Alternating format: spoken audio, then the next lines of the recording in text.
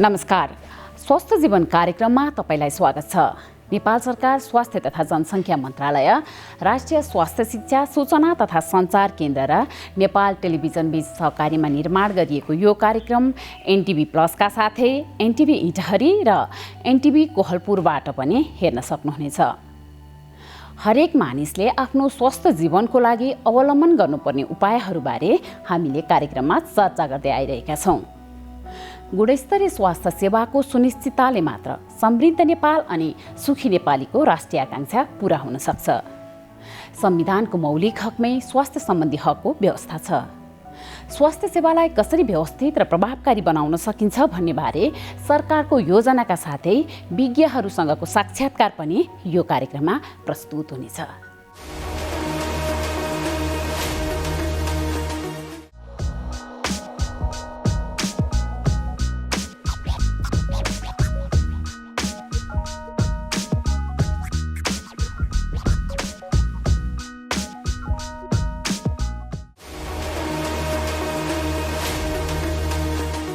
Corona सङ्कटमा चाडपर्व कसरी मनाउने, यसबारे स्वास्थ्य तथा जनसङ्ख्या मन्त्रालयले मापदण्ड बनाएको छ।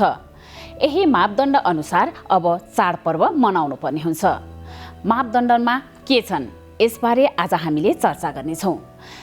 संसदको शिक्षा तथा स्वास्थ्य समितिले कोभिड-19 का विषयमा सरकारका कामहरूबारे अध्ययन र सुझावका लागि उपसमिति बनाएको छ र उपसमितिले उपत्यका र उपत्यका बाहिरका विभिन्न जिल्ला पुगेर कोरोना महामारी रोकथाममा सरकारले गरेको कामको अनुगमन गरी प्रतिवेदन पनि तयार पारेको छ। अनुगमनमा सांसदहरूको अनुभव कस्तो रह्यो, यसबारे पनि आज हामी चर्चा गर्नेछौँ। संक्रमित पहिचान, सम्भावित संक्रमण रोक्न क्वारेन्टाइन र आइसोलेसन व्यवस्थापन तथा संक्रमितको उपचारमा सहयोग गरिरहेका स्थानीय तहहरू कोरोना संक्रमणसँग कसरी जुधिरहेका छन्, यसबारे सामग्री पनि समेट्नेछौँ। सुरुमा कोरोना सङ्कटमा चाडपर्व कसरी मनाउने, यसबारे स्वास्थ्य तथा जनसङ्ख्या मन्त्रालयले बनाएको मापदण्ड हेरौँ। विश्वव्यापी महामारीको रूपमा फैलिएको कोरोना भाइरस कोभिड-19 सङ्कटको समयमा चाडपर्व मनाउनका निम्ति सरकारले मापदण्ड तयार गरेको छ।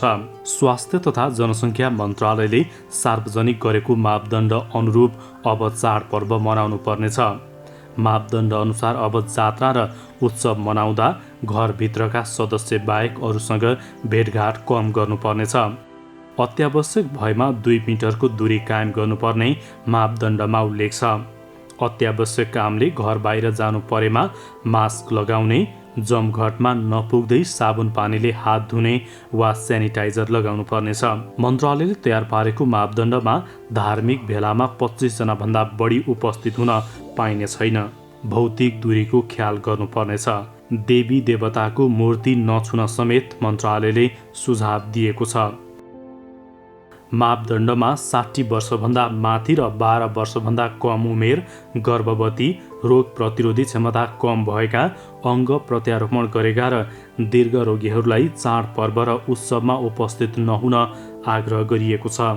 यो कोरोना सङ्क्रमणको जोखिमको अवस्था हो। विभिन्न कारणले हुने आवत जावत र भिडभाड हाम्रो लागि साह्रै चुनौतीपूर्ण हुँदैछन्। हालको यो जोखिमलाई मध्यनजर गर्दै यसपालिको दशैँमा सबै मन्दिरहरूमा पुजारी मात्र उपस्थित भई नित्य पूजा गर्ने व्यवस्था मिलाउन सबै मन्दिर व्यवस्थापन समिति, गुठी, मन्दिर सुधार समिति, स्थानीय सरकार, प्रशासन, स्वयंसेवक, सामाजिक अभियन्ता र धार्मिक गुरुहरू, पुजारीहरू सबैलाई हामी हार्दिक अनुरोध गर्न चाहन्छौँ। विभिन्न देश र सहरबाट गाउँघरसम्म मानिसहरू दसैँ, तिहार, छठका लागि जाने क्रम बढेसँगै देशको कुना काप्चामा कोरोना सङ्क्रमण फैलिन सक्ने अर्को चिन्ता थपिएको छ। त्यस्ता ठाउँहरूमा यातायात, स्वास्थ्य संस्था, स्वास्थ्यकर्मी र स्वास्थ्य उपकरणहरूको उपलब्धता आदिका कारण सङ्क्रमितको व्यवस्थापन अझै चुनौतीपूर्ण हुन सक्छ। त्यसमा पनि हाम्रा गाउँघरमा दीर्घरोगी, ज्येष्ठ नागरिक, आफन्तहरूको सङ्ख्या ठुलै अनुपातमा भएकाले सङ्क्रमणको प्रभाव निकै नराम्रो पर्न सक्छ।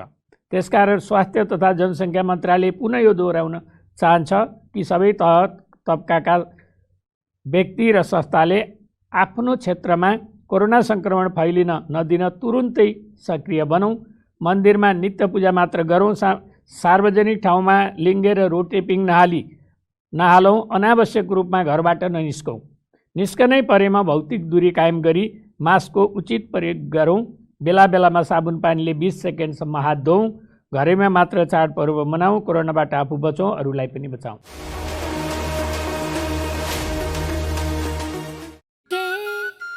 हात धुन्छौ र साबुन पानीले धुन्छु नि, कति बेला धुन्छौ र छिनछिनमै धुन्छु नि।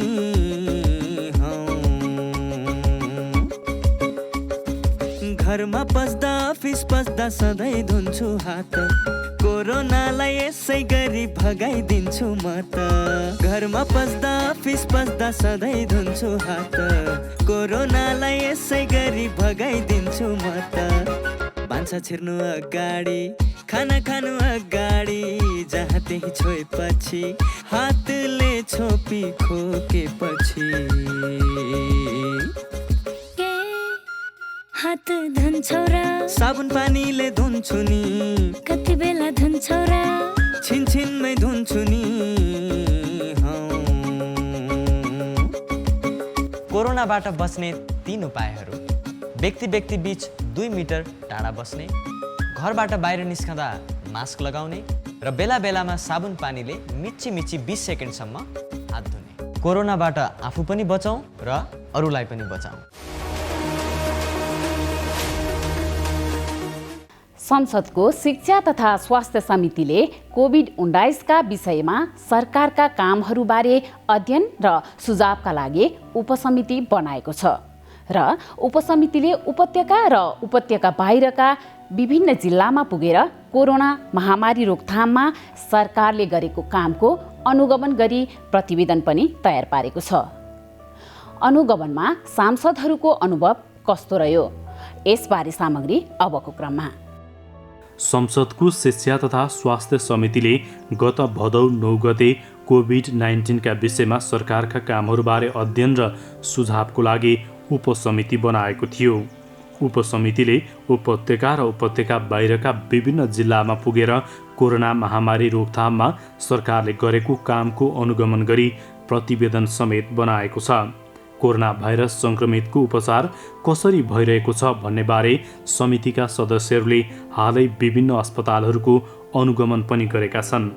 समितिले कोरोना महामारीको व्यवस्थापनबारे सरकारलाई विभिन्न सुझाव दिएको छ। यसै विषयमा हामीले प्रतिनिधि सभा स्वास्थ्य तथा शिक्षा समिति सदस्य अञ्जना विसङ्खेसँग संवाद गरेका छौँ। अनुगमन गर्न जानुभन्दा पहिला नै हामीले चाहिँ उपसमितिको मिटिङ राखेर त्यो उपसमितिको बैठकमा चाहिँ स्टेक होल्डरहरू जस्तो कि विज्ञहरू, पब्लिक हेल्थसँग रिलेटेड विज्ञ डाक्टरहरू, त्यसपछि हामीले चाहिँ सेन्ट्रल ल्याबका चाहिँ विज्ञहरूसँग जहाँ चाहिँ उहाँहरूले कोअर्डिनेसन गरिराख्नु भएको छ उहाँहरूसँग बस्यौँ। त्यसपछि हामीले ललितपुर, भक्तपुर, काठमाडौँको चाहिँ मेयर फोरम छ। मेयर फोरमको चाहिँ अध्यक्ष त कोभिड लागेर चाहिँ आइसोलेसनमा हुनुहुन्थ्यो। हामीले उपाध्यक्ष सहितको टिमलाई बोलायौँ। त्यसपछि हामीले सिङ्गो चाहिँ नि देशैभरिको अध्यक्ष, उपाध्यक्ष, मेयरहरूको चाहिँ फोरम को चाहिँ काभ्रेको अध्यक्षलाई बोलायौँ हामीले। अनि उपत्यकाभित्रको तीनवटै सिडिओ साहबहरूलाई पनि हामीले बोलायौँ र एक सरो चाहिँ हामीले उहाँहरूसँग अन्तर्क्रिया गऱ्यौँ। त्यसपछि फेरि हामीले चाहिँ सरकारी हस्पिटल, त्यसपछि प्राइभेट हस्पिटलका ओनरहरूलाई पनि बोलायौँ। भनेपछि एक खालको कस्तो भने के सिचुएसन छ भनेर पहिला उहाँहरूसँग सैद्धान्तिक रूपले हामीले बुझ्यौँ। उहाँहरूको सुझाव पनि लियौँ हामीले के कस्तो अभावहरू छ भनेर। अनि त्यसपछि हामी मन्त्रालयका सचिवहरूसँग पनि बस्यौँ। हामीले मन्त्रालयमा चाहिँ हेर्ने अब उपसचिव, सचिव, सहसचिव तहको भनौँ न एक स्तरको चाहिँ यो कोभिडमा चाहिँ नेतृत्व गरिराख्नु भएको टिमलाई पनि हामीले भेट्यौँ। अनि त्यो गरिसकेपछि मात्रै हामी चाहिँ अनि फेरि अनुगमनमा फिल्डमै उत्रयौँ हामी। त्यसो गर्दाखेरि चाहिँ फिल्डमा जाँदाखेरि चाहिँ पहिलो कुरा चाहिँ हामीले एक खालको क्वेसनआर जस्तो के अवस्था छ भनेर सुरुमै हामीले अनुगमन गरेको चाहिँ टेकु अस्पतालभन्दा यताको सेन्ट्रल ल्याबलाई, केन्द्रीय चाहिँ नि प्रयोगशाला नै हामीले पहिलो प्रयोगशालामा चाहिँ के कस्तो छ त स्थिति के रहेछ त, किनभने जहिले हामीलाई चाहिँ सबभन्दा धेरै गुनासो आएको पिसिआर टेस्ट दियो तर अब त्यो मान्छे मरिसक्दाखेरि पनि हामीले त्यसको रिपोर्ट पाएनौँ भन्ने, कसैलाई ढिला भयो, कसैलाई चाहिँ राम्रो भएन भन्ने, कोहीको फेरि छिट्टै पनि आयो भन्ने, यी विविध खालका चाहिँ नि हामीले धेरै गुनासाहरू सुनिसकेपछि हामीले पहिलो प्राथमिकता चाहिँ त्यसलाई नै दिएका थियौँ। र त्यहाँ टेकुमा जाँदाखेरि चाहिँ विशेष त सेन्ट्रल ल्याबसँग सम्बन्धित डाक्टर साहबहरू त्यहाँ चाहिँ सम्बन्धित सम्पूर्णले चाहिँ एउटा प्रेजेन्टेसन पनि तयार पार्नु भएको रहेछ। उहाँहरूले हामीलाई यो अवस्था छ, यस्तो यस्तो सिचुएसन छ भनेर प्रेजेन्टेसन पनि गराउनु भयो।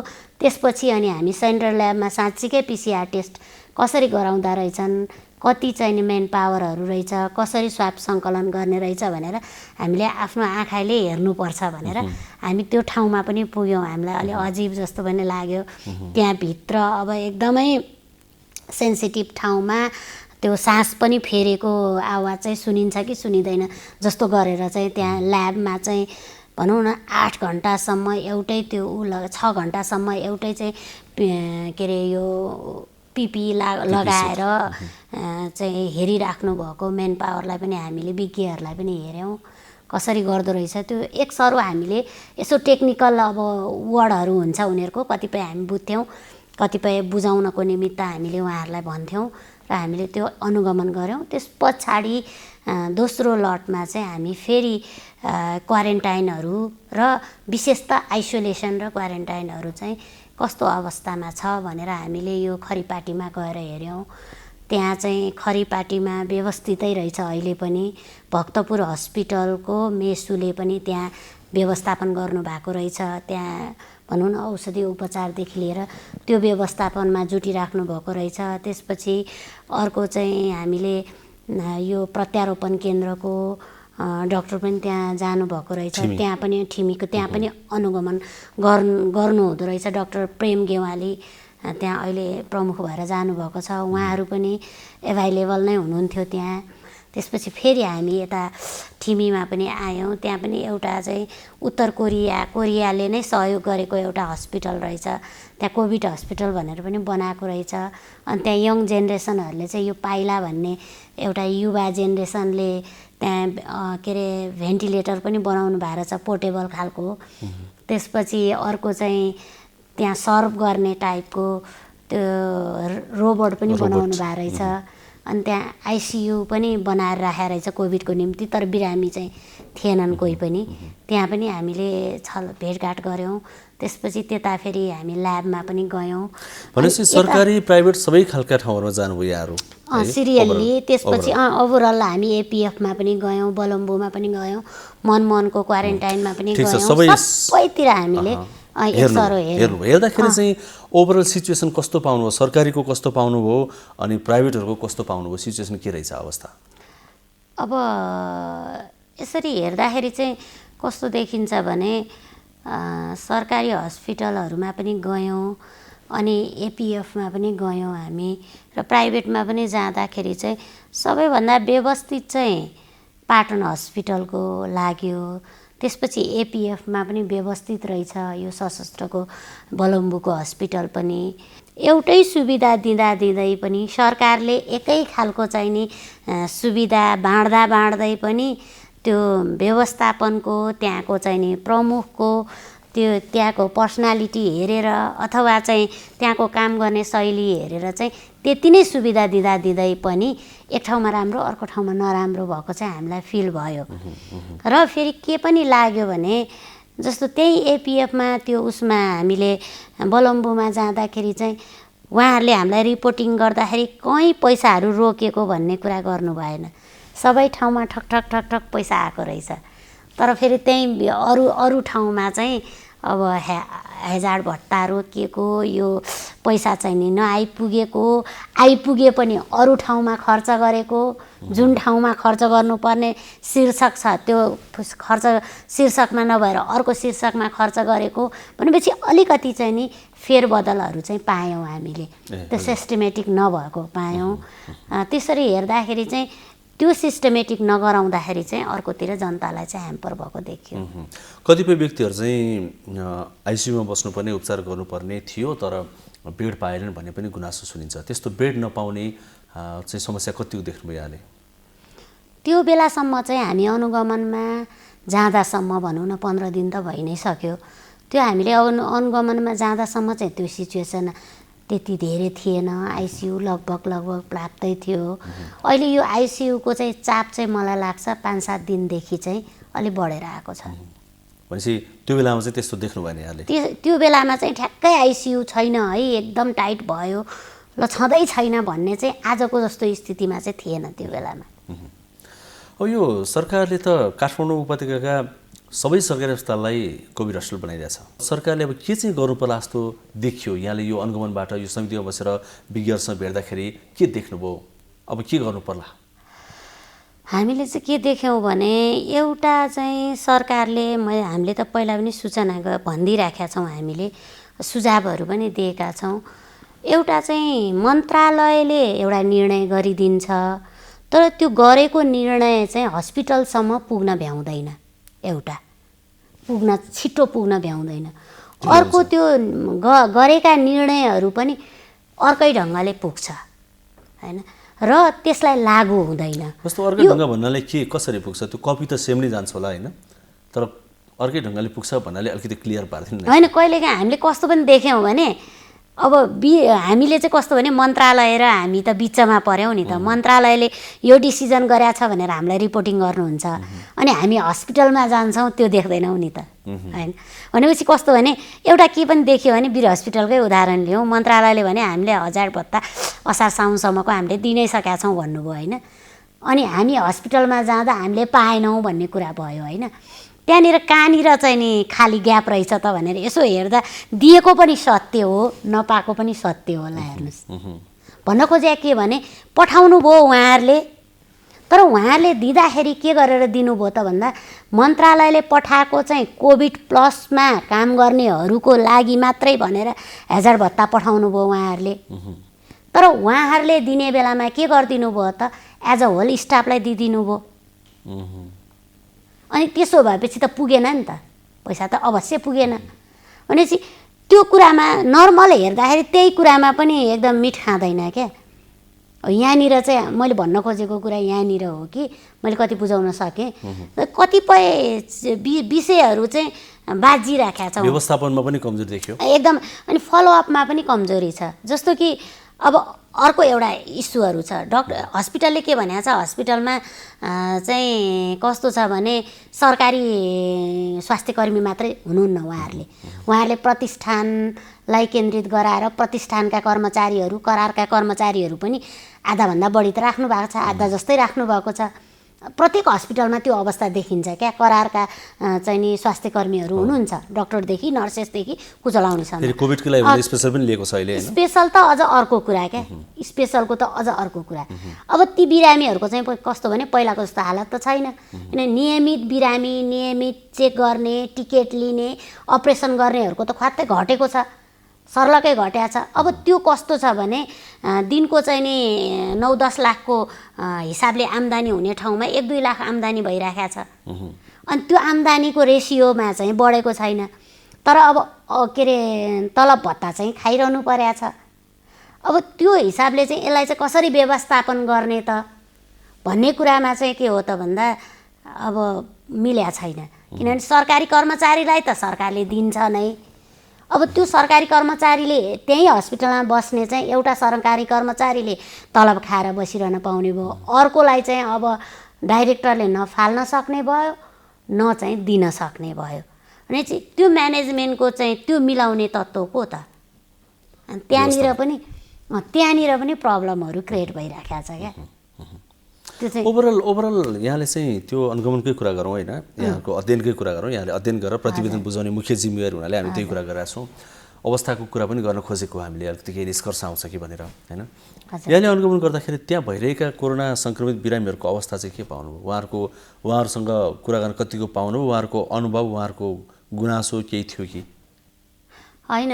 कोरोना सङ्क्रमितहरूको चाहिँ कुनै कुनैको चाहिँ कस्तो देखिन्थ्यो भने हामी मनमोहन हस्पिटलमा गयौँ, क्या आइसोलेसनमा त्यहाँ राखेको थियो नि मनमोहनले। त्यहाँ जाँदाखेरि चाहिँ बिरामीहरूको कस्तो अवस्था, बिरामी त नभनौँ होइन, एक खालको तपाईँले अब आइसियुको बिरामी अथवा चाहिँ हस्पिटलभित्रको बिरामीको कुरा गरे क्या आइसोलेसन कोभिड प्लसको कुरा गरे, त्यहाँ फरक छ फेरि होइन। कोभिड प्लसै लागेकाहरू बिरामी नहुन पनि सक्छन् होइन, तर अब कोभिड चाहिँ लागेर पनि अलि अप्ठ्यारो अवस्थामा गएकाहरूसँग त हामीले फेरि बोल्ने स्थिति चाहिँ भएन फेरि, त्यो त बुझ्नुपर्छ तपाईँहरूले।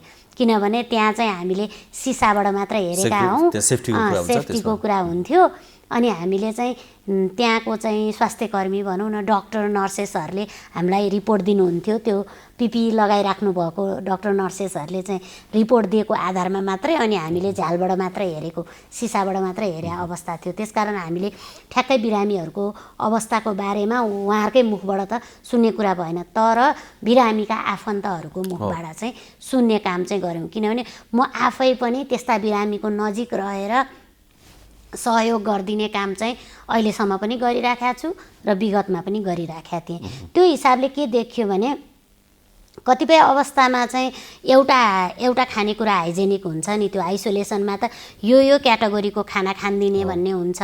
अनि एकजना चाहिँ कोभिड प्लस भएको आइसोलेसनमा बसेहरूले त 2000 त पाउँछन् नि त होइन। अनि हामीले बुझ्दाखेरि चाहिँ के भने मन्त्रालयले त्यो 2000 को दरले सबै ठाउँमा आइसोलेसनमा पठाएको छ नि त, जति रेट तोकेको छ त्यति पठाएको छ। तर कसैले चाहिँ राम्रैसँग खानिदिएको देखियो कि चाहिँ हामीले मन्त्रालयलाई के सुझाव दिएका थियौँ भने तपाईँहरूले पैसा मात्रै पठाउने होइन, फलोअप पनि गर्नुहोस् र यो स्तरको खानेकुरा चाहिँ दिनै पर्छ भनेर तपाईँहरूले चाहिँ सर्कुलेट पनि गरिदिनुहोस् भनेर हामीले सुझाव दिएको थियौँ। हजुर हजुर, रिपोर्ट बुझाइसक्नु यहाँले?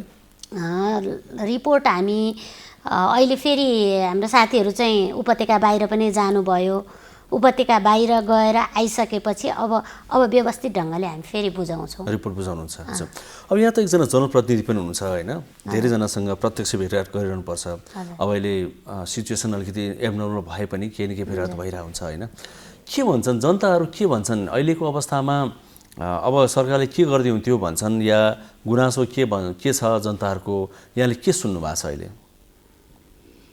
अब अहिलेको गुनासो चाहिँ अब स्वास्थ्यको कुरा गरौँ, कोभिडकै कुरा गरौँ। कोभिडकै कुराकानी गर्दाखेरि चाहिँ मूल कुरा जनता भनेपछि जनता पनि डिभाइड छन् भनेर बुझ्नुपर्छ हामीले। जनता पनि विभाजित छन् के, कोही जनताको तबकाले भन्छ होइन यसलाई चाहिँ अहिले अब त लकडाउन गर्नुपर्छ क्या हो, साह्रै गाह्रो भयो भन्ने पनि छ। त्यही एक तबकाका, अर्को तबकाको जनताले भन्छ होइन यो कोभिड केही होइन, बरु भोकमरीले मर्ने बेला भइसक्न लाग्यो, त्यस कारणले अब यसलाई धेरै कोभिड भनेर हल्ला पिटिराख्न जरुरी छैन, अलिक सुरक्षित हुने भन्छन्।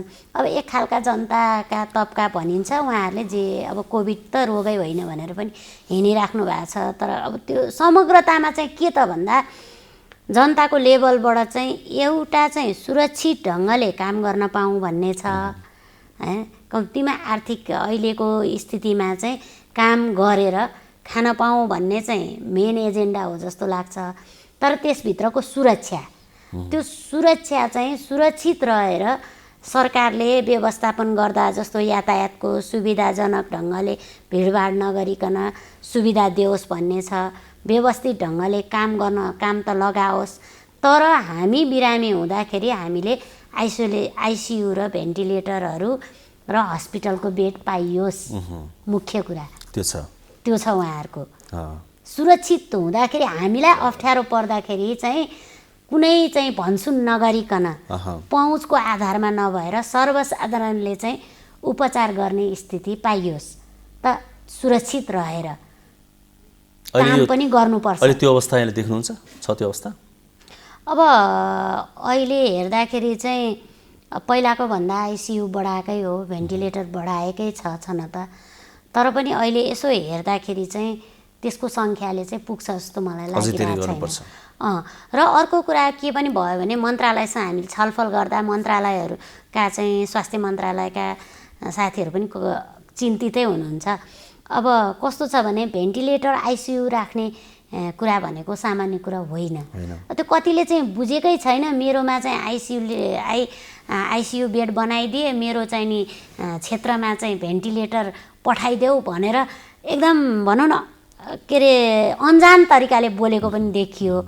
अब एउटा भेन्टिलेटर आइसियु राख्नको निमित्त कति मेन पावर चाहिन्छ, त्यहाँ चाहिँ एउटा चाहिँ स्वास्थ्यको कति बजेट चाहिन्छ, त्यति मात्र होइन स्वास्थ्यको सँगै कति टिम चाहिन्छ, फेरि त्यो चलाउनलाई जो पाए त्यसले त्यो भेन्टिलेटर चलाउनु पनि जान्दैन, त्यो ट्रेनिङ चाहिन्छ होइन, त्यो ट्रेनर चाहिँ नि स्वास्थ्यकर्मी कति छ, यो एज अ होलमा एउटा सेट सिक्वेन्स हो नि त त्यो भनेको।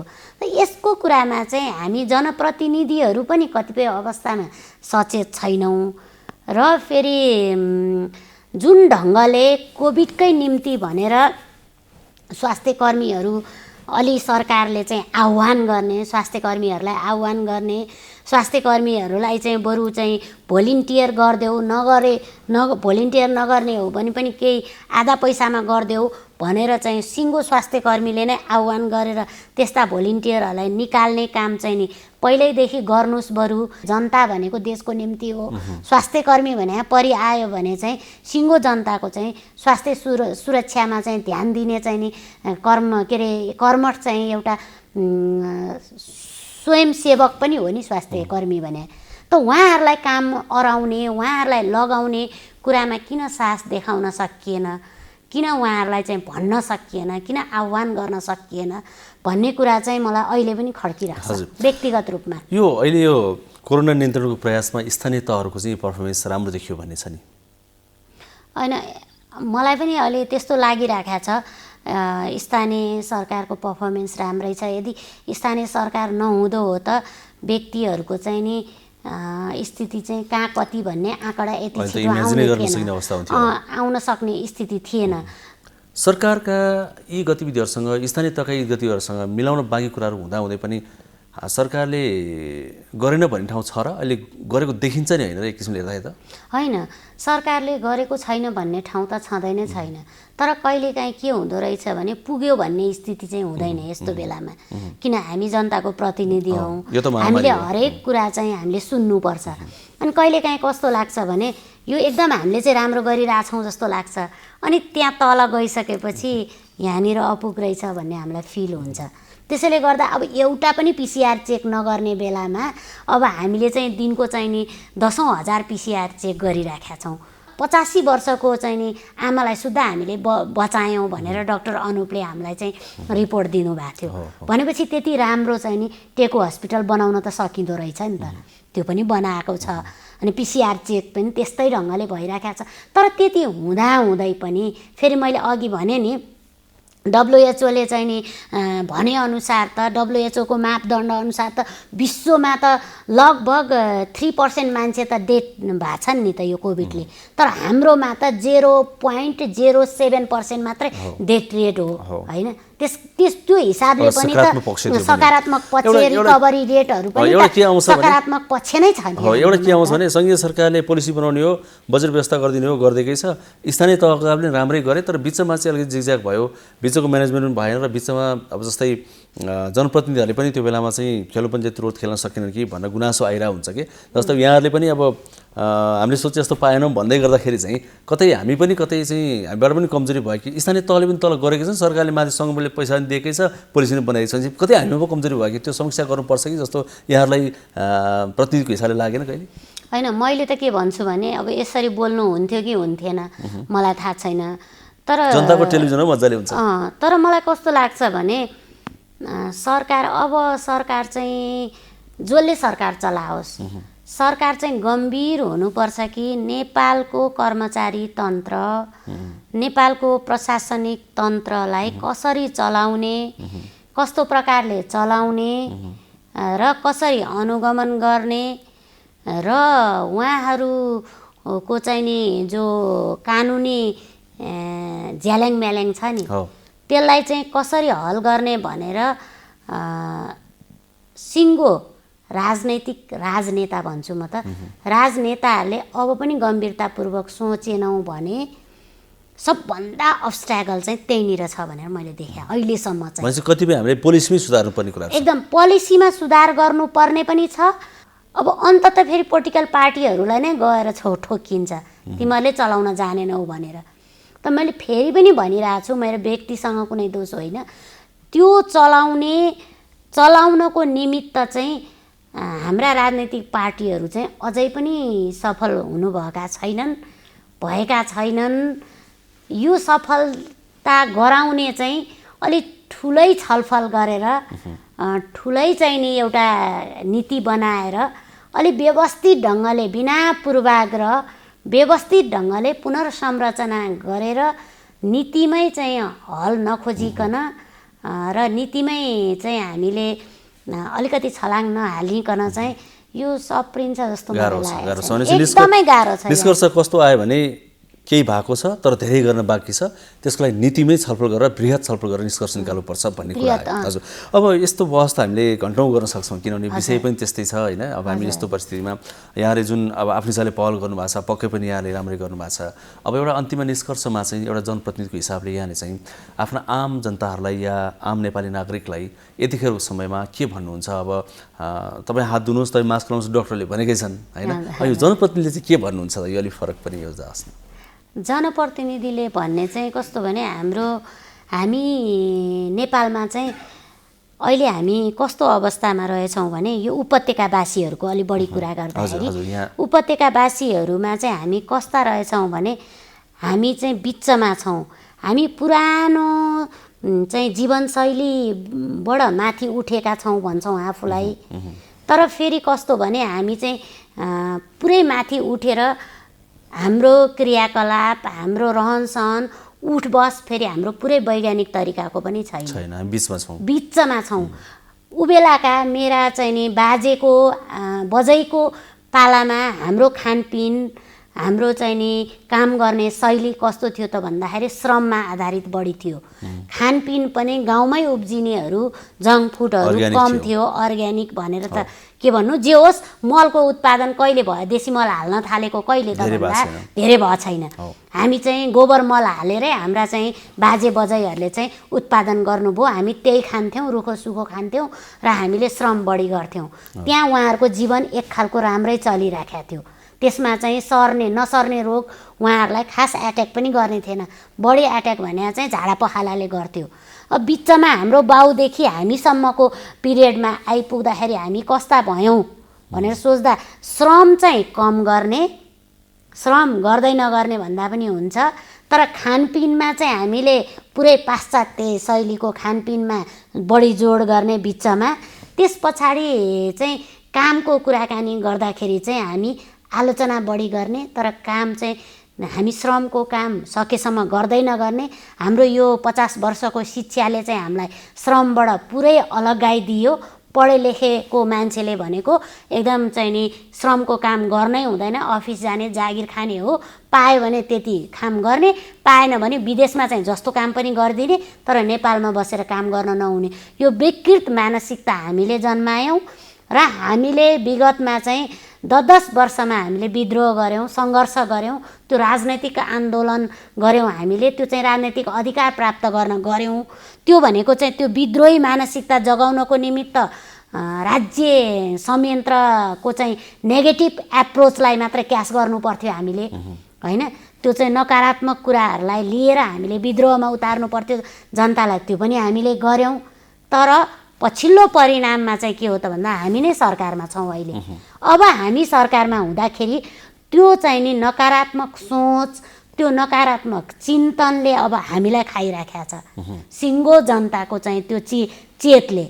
अब हामीले कसरी चाहिँ रूपान्तरण गर्ने, आफ्नो जीवनशैली पनि कसरी सुधार्ने र हामी आफै पनि काममा, श्रममा अलि बढी भाग लिने, घरमै खाना पकाएको चिजहरू खाने, अलि बढी चाहिँ पसिना बगाउने कामहरू गर्ने कि अलि सकारात्मक सोच्ने कि खाली चाहिँ नि नकारात्मक चिजमा मात्रै पोइन्ट आउट गर्ने भन्दा पनि मैले चाहिँ के गरेर देखाउने होला भनेर घरबाट सुरुवात गर्ने हो कि सोचमा चाहिँ सकारात्मक सोच ल्याउने हो कि पूर्वीय दर्शनभित्र हाम्रा चाहिँ नि पूर्वले जानेको चाहिँ योग ध्यानहरूमा हामीले अलि बढी टाइम लगाउने हो कि बढी फेसबुक र चाहिँ मिडियाहरूमा कम ध्यान दिने हो कि हामी र हामीले चाहिँ घरमा चाहिँ सबैलाई चाहिँ घरबाट सुरुवात गरौँ भन्दाखेरि युरोपियन पुरुषहरूले जसरी महिलाहरूलाई घरमा सहयोग गर्छन् मैले देखेको छु, त्यसरी नै हाम्रो घरमा चाहिँ सिङ्गो घर परिवारमा चाहिँ महिलाहरूको निमित्त सहयोगी पुरुष बनिदिने हो कि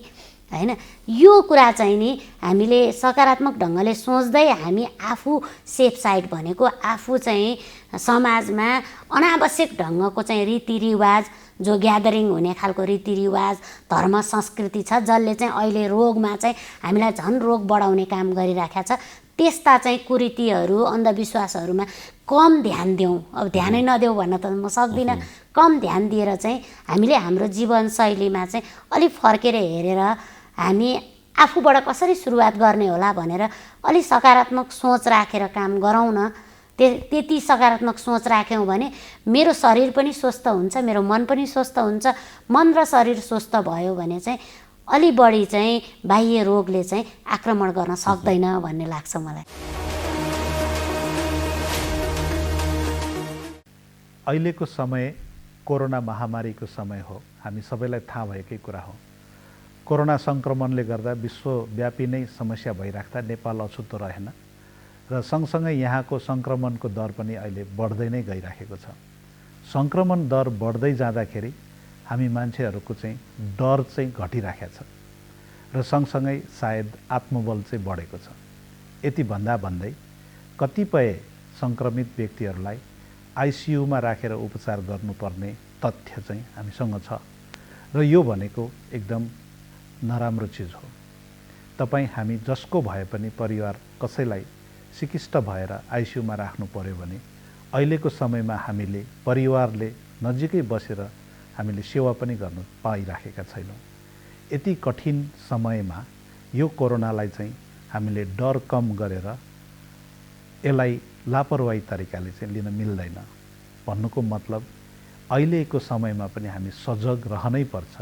यो सर्न सक्ने सम्भावनालाई कम गर्न, रोकथाम गर्नको लागि हामी अनुशासित हुनै पर्छ। त्यो भनेको हामीले मास्क लगाउनै पर्छ।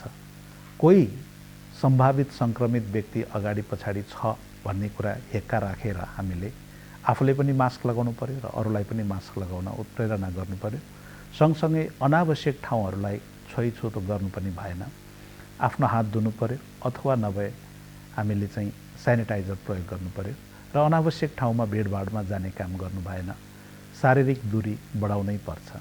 यो यति कुरा चाहिँ अझै पनि हामीले त्याग्ने बेला होइन, यसलाई चाहिँ अवलम्बन गर्ने बेला हो। यो महत्त्वपूर्ण छ।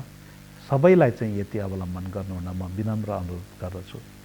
सँगसँगै म एक मुटु रोग विशेषज्ञको हिसाबले मुटु रोग भएका बिरामीहरूलाई पनि कतिपय अवस्थामा मलाई कस्तो होला के होला भन्ने डर लागिराखेको होला।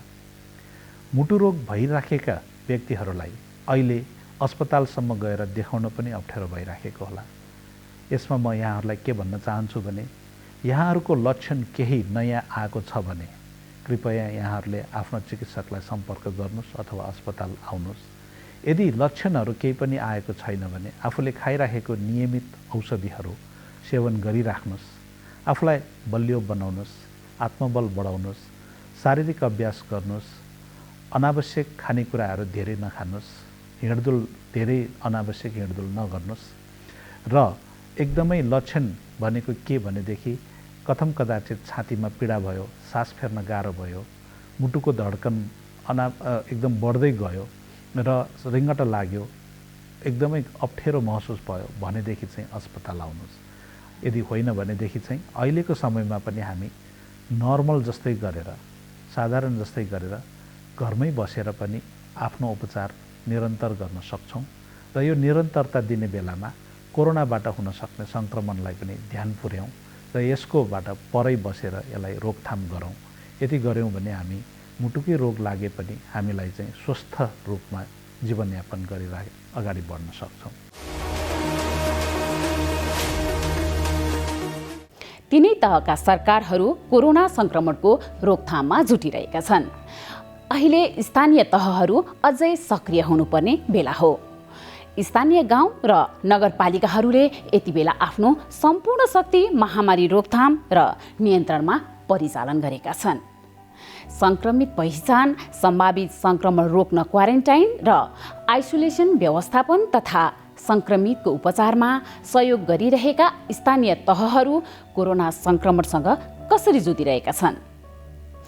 सिन्धुपाल्चोक जिल्लाको चौतारा साँगाचोक गढी नगरपालिकाका प्रमुख अमान सिंह तामाङसँगको अनुभव अबको क्रममा।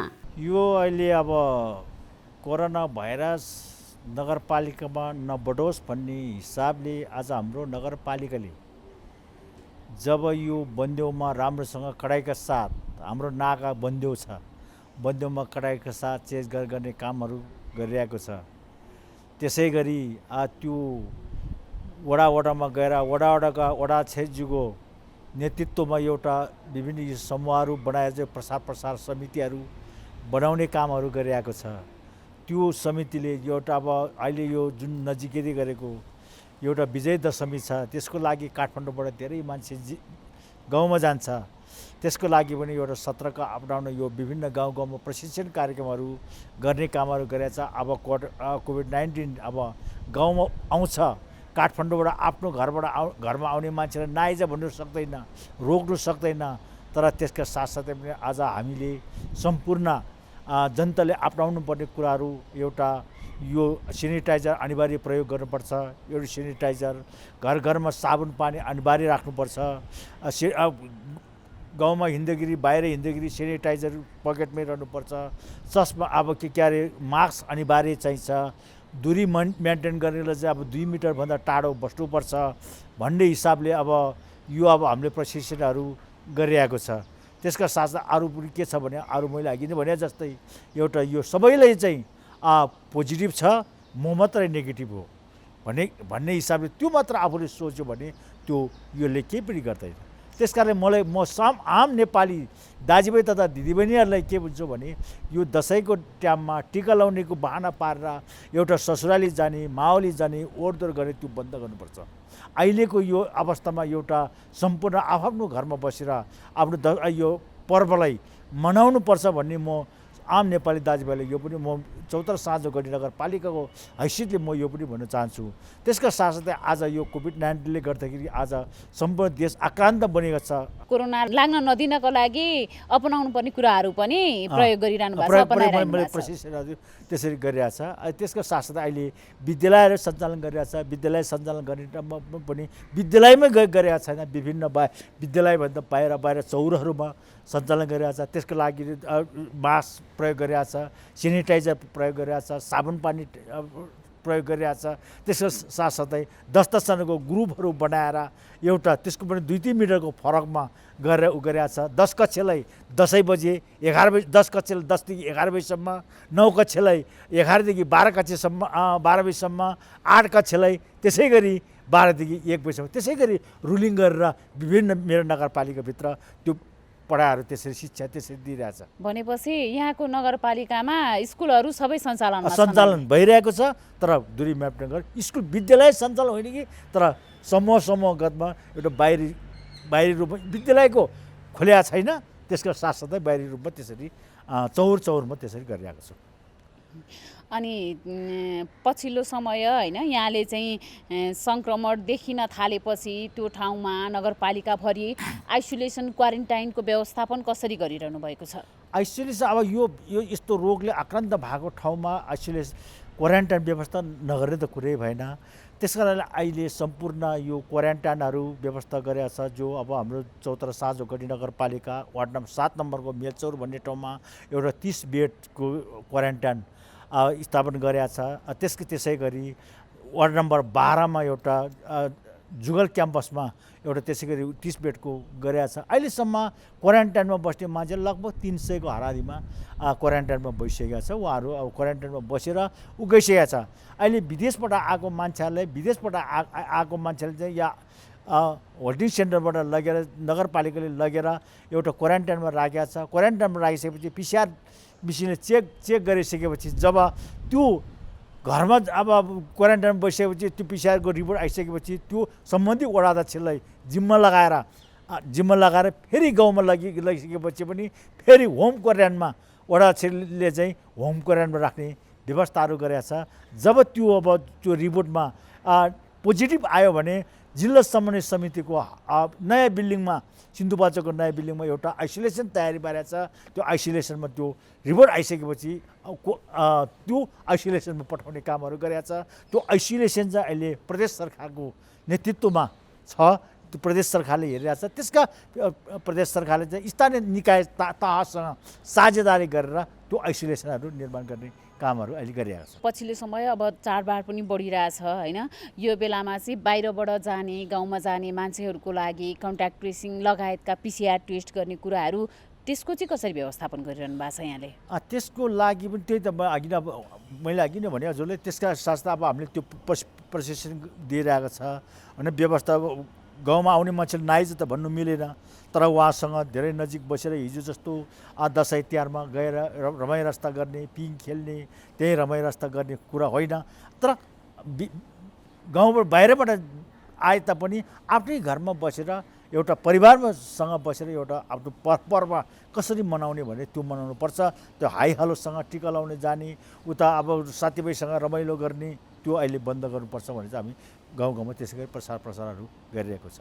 यो कोभिड नियन्त्रण प्रयासको लागि होइन अहिलेसम्म त भर्खर सुरुवात हुँदैछ यहाँको ठाउँमा त होइन, यो तर पनि यो डर त हामीहरूलाई पहिल्यैदेखि थियो होइन। यसको नियन्त्रणको लागि चाहिँ यहाँहरूले केन्द्रीय सरकार अनि प्रदेश सरकार स्थानीय सरकारको समन्वय कस्तो छ? यसको समन्वय अब केन्द्रीय सरकार र अब प्रदेश सरकारको त कुरा नगरौँ, पहिला आफै तयारी हुनुपर्छ। पहिला आफूले तयारी गर्नुपर्छ भनेर अहिलेको 77-78 को बजेटमा पनि नम्बर 1 मा कोभिड-19लाई ध्यान दिएर हामीले बजेट बनाएको छौँ। सबभन्दा बढी नै बजेट नै अब 1,60,00,000 जस्तो बजेट चाहिँ हामीले कोभिड-19लाई छुट्याएको छौँ। किनभने त्यो मुख्यतः स्वास्थ्य भएन सबै विकास हुन्छ।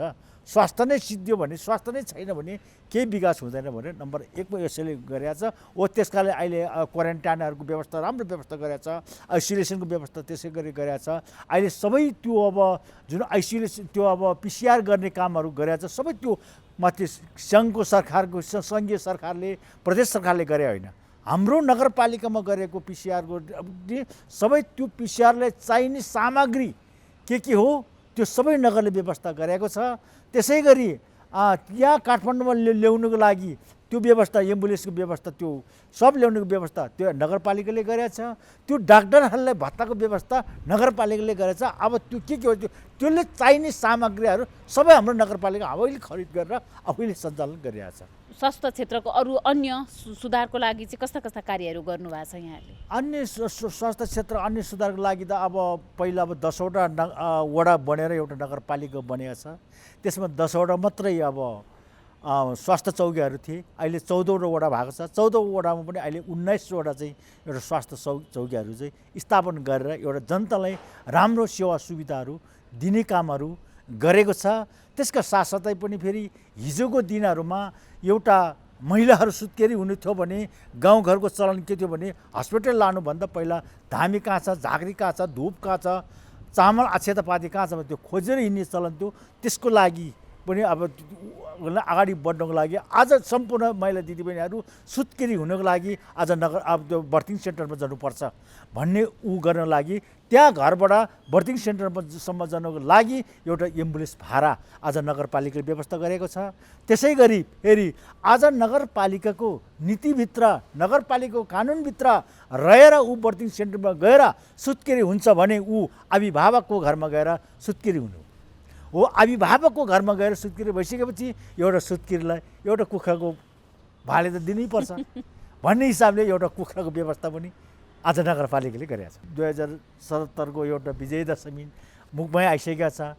तमाम नेपाली दाजुभाइ तथा दिदीबहिनी, विदेशमा रहनुभएका सम्पूर्ण दाजुभाइ तथा दिदीबहिनीलाई शुभकामना दिँदै यो क्वारेन्टाइनलाई चाहिँ मध्यनजर गर्दै डरलाग्नु पनि हुँदैन, अब धेरै मूर्ख पनि हुनु हुँदैन, सन्तुलनमा रहेर अगाडि बढोस्। फेरि पनि एउटा ससुराली जाने नाममा, माहौली जाने नाममा हुलबन्दी गरेर नहिँडोस् र आफ्नै घरमा बसेर आफ्नो पर्व राम्रोसँग सुख शान्ति गरेर आफ्नो पर्व मनाइदियोस् भन्ने मेरो आम नेपाली दाजुभाइले म शुभकामना दिन चाहन्छु।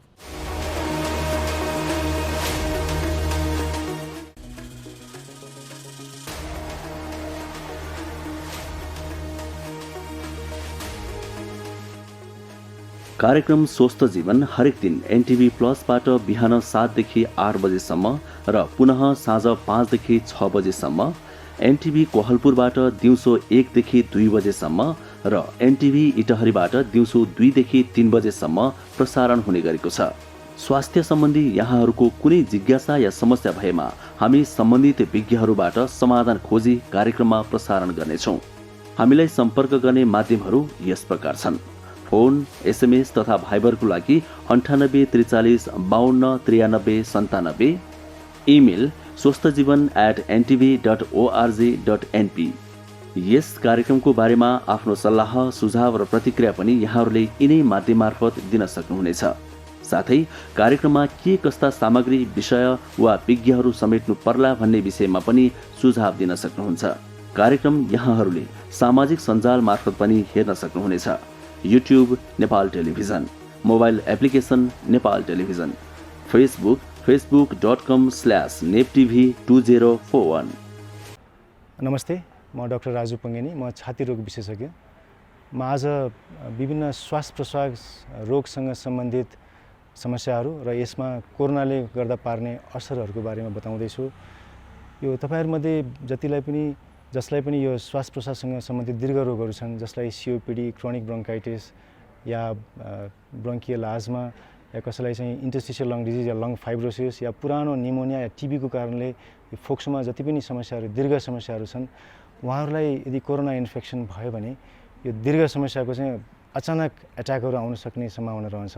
यदि तपाईँहरूमा कुनै यस्तो खालको दीर्घ श्वास प्रश्वाससँग सम्बन्धित समस्याहरू छ भने घरमै सकेसम्म घर बाहिर ननिस्किदिनु होला, घरमै बसिदिनुहोस् र घरभित्रै पनि सकेसम्म आफूलाई फुर्तिलो राख्ने कोसिस गर्नुहोस्। विभिन्न खालको व्यायामहरू गर्न सकिन्छ, घरभित्रै पनि योगाहरू गर्न सकिन्छ। यो श्वास प्रश्वाससँग सम्बन्धित यो फिजियोथेरापी, एक्सर्साइजेसहरू पनि गर्न सकिन्छ र सँगसँगै प्रोटिनयुक्त यो पोषिलो आहारहरू पनि गर्दै गर्नु होला। घरमा पनि सकेसम्म आफू बाहिर हिँड्ने आधा घन्टासम्म हिँड्नुभयो भने पनि शरीर अलि फुर्तिलो रहन्छ।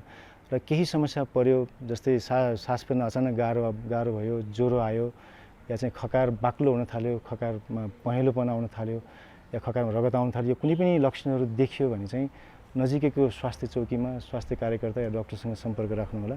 र यदि केही समस्या परेर तपाईँहरूसँग कुनै डाक्टरको नम्बर छ, तपाईँलाई पहिलादेखि देखाइराख्नु भएको डाक्टर हुनुहुन्छ भने उहाँहरूलाई फोनमा सम्पर्क गरेर उहाँहरूसँग सोधेर यो विभिन्न उपायहरू चाहिँ अवलम्बन गर्नु होला। र अर्को चाहिँ यो कोरोनाबाट बच्नको लागि जति पनि हामीले कुराहरू गर्छौँ, सामाजिक दूरी कायम गर्ने, बाहिर हिँड्दाखेरि मास्कको प्रयोग गर्ने, सरसफाइमा ध्यान दिने, यो सबै कुराहरू गरिदिनु होला। यो चाहिँ तपाईँहरू आफू पनि बस्नु होला र सँगसँगै अरूलाई पनि आफ्नो सङ्क्रमण सर्न सक्छ कि भनेर त्यो पनि ख्याल गरिदिनु होला। स्वास्थ्य सम्बन्धी महत्त्वपूर्ण नम्बरहरू। स्वास्थ्य सम्बन्धी कुनै पनि जानकारी र सहयोगका लागि स्वास्थ्य तथा जनसङ्ख्या मन्त्रालयका हटलाइन नम्बरहरू 1115 र 1133 वा मोबाइल नम्बर 98 512 55 839। एम्बुलेन्स सेवाको लागि 102 र 112। वैदेशिक रोजगारीको क्रममा स्वास्थ्यमा समस्या भएमा, अन्य सहयोग वा जानकारी आवश्यक परेमा श्रम, रोजगार तथा सामाजिक सुरक्षा मन्त्रालयको हटलाइन नम्बर 1141। शान्ति, सुरक्षा र अन्य सहयोगका लागि नेपाल प्रहरीको नम्बर 100। सशस्त्र प्रहरी बलको नम्बर 1114। रगत आवश्यक परेमा ब्लड बैंकको नम्बर 01 42 25 344। सार्वजनिक हितका लागि नेपाल टेलिभिजन।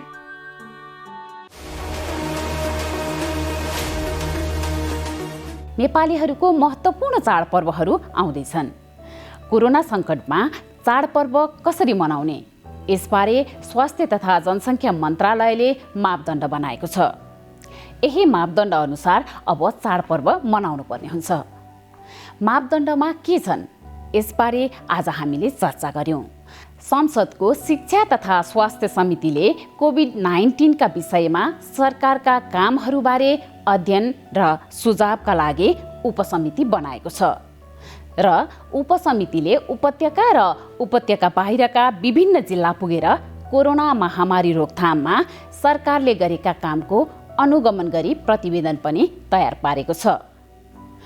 अनुगमनमा सांसदहरूको अनुभव कस्तो रह्यो, यसबारे पनि चर्चा गर्यौँ। सङ्क्रमित पहिचान, सम्भावित सङ्क्रमण रोक्न क्वारेन्टाइन र आइसोलेसन व्यवस्थापन तथा सङ्क्रमितको उपचारमा सहयोग गरिरहेका स्थानीय तहहरू कोरोना सङ्क्रमणसँग कसरी जुधिरहेका छन् त?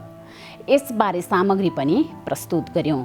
आजका लागि स्वस्थ जीवन कार्यक्रमको समय सकिएको छ।